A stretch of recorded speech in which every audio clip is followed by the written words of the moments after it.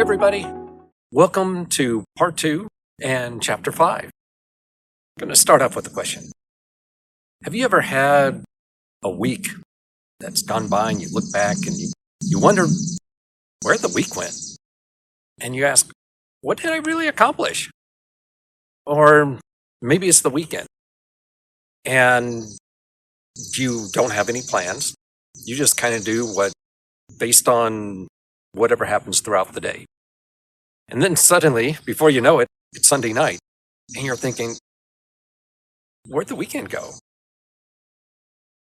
In the rush of work, emotions, and all the noise, people experience life as it happens. An email appears, you open it, you respond. Someone interrupts you while you're thinking about a question and ask a question, and you answer it. Throughout all these interactions, you react. The environment constantly shapes what we say and do. Deadlines, pressures, the news, social media, these are things that just push us into autopilot. It's not anchored.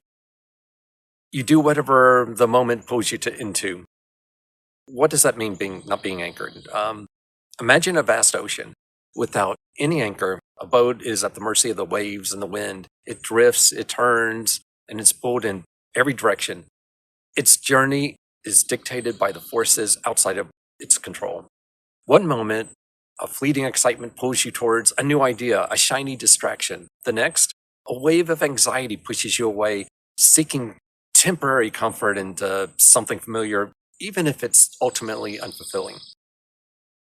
You're a leaf in the wind, tossed this way and that by the latest trend, the strongest emotion, or the loudest voice. Decisions feel impulsive, driven by immediate urges rather than thoughtful consideration. Relationships might be shallow, shifting with the tide of convenience or fleeting attraction. There's a constant sense of instability, a feeling of being adrift, never truly settled or secure. The moment becomes your only compass, and you become whatever that moment demands, often leaving you feeling scattered and without a clear sense of self. That's what it's like to be unanchored in life. Now imagine a boat with a firmly planted anchor. It might sway gently in the current, but it holds its position. It has a point of reference and stability, enabling it to weather storms and navigate with intention. That's the feeling of being anchored. Being anchored means having a core set of values, beliefs, or a sense of purpose that grounds you. Knowing what matters to you provides a steady compass for your decisions. You could still experience waves of life, joy, sorrow, challenges, but they don't toss you about as much as without an anchor. You have an inner resilience, allowing you to observe and respond thoughtfully rather than simply reacting. Being anchored doesn't mean being rigid or resistant to change. It means having a strong foundation to adapt and grow. When anchored, the moments don't dictate who you are. Your inner compass guides how you navigate those moments. It enables you to live with intention, purpose, and a deep sense of self. What chapter 5 is about is just that, and it's important for anyone who drifts.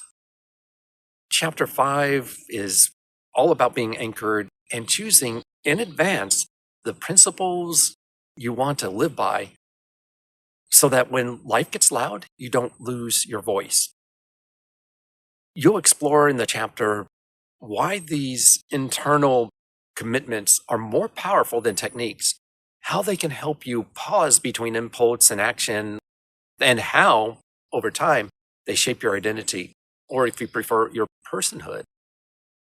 When your behavior matches your principles, you make better choices, build confidence, and become trustworthy. As you read the chapter, don't just ask, what do I believe? Ask, what kind of a person am I going to become? Or, I'm becoming.